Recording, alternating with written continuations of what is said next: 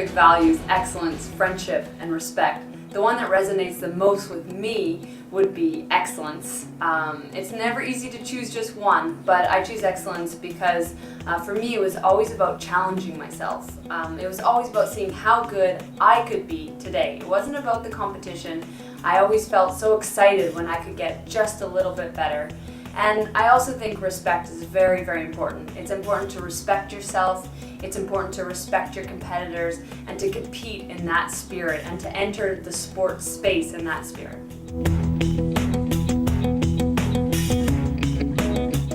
When I think back to all my challenges across my ski career, there are so many, too many to list. But I can tell you, it was never the same dealing with one challenge to the next. But in general, I usually just took a deep breath. I sometimes tried to get away from it, to just go do something else, to change my mindset, and then to come back and to think about why I wanted to be there, to think about the joy that I had in skiing and trying to overcome my challenge, think about the excitement of trying to get better. And then with that spirit, I would focus on the problem and try and find a solution. So for example, sometimes the pressure felt way too great to handle on any given day going into the 2010 Olympics.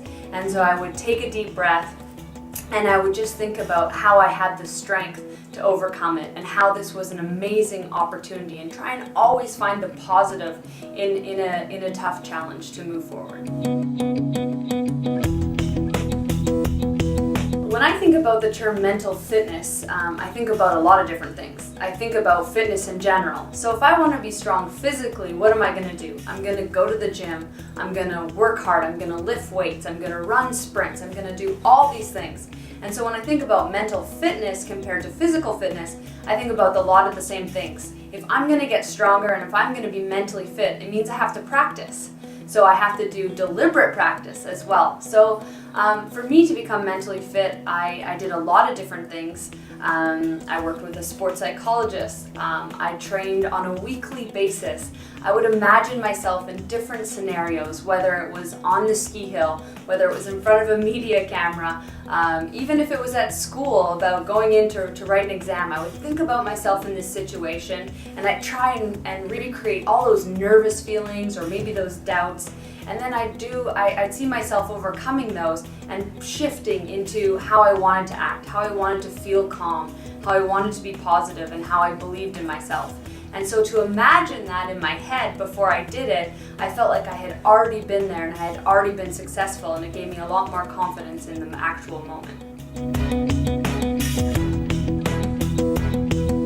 It is completely normal to feel nervous.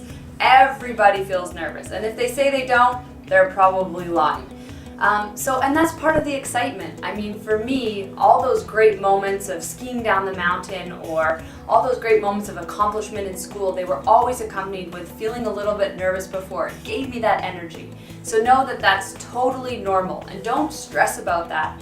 What I like to think about is I feel nervous, I accept it, and then I just put it to the side and I try and refocus on what the task is in front of me. What do I control? I control my thoughts, I control my emotions, and the rest of it's normal. And sometimes those will creep in the middle of it, but you just go back to thinking about what you need to think about. If there's one lesson that I learned that allowed me to continue through and to live my Olympic dream, that would be really tough, to be honest. But I think the most important thing was to be playful, to have that joy. Of course you need hard work, of course you need support, of course you need determination. All those things are really important, but you have to have fun. You have to be willing to explore new things. You have to be willing to go out and find that joy in those really difficult moments as well as the really fun moments. And if you can keep that joy, then your motivation will stay and you'll be able to overcome really difficult challenges.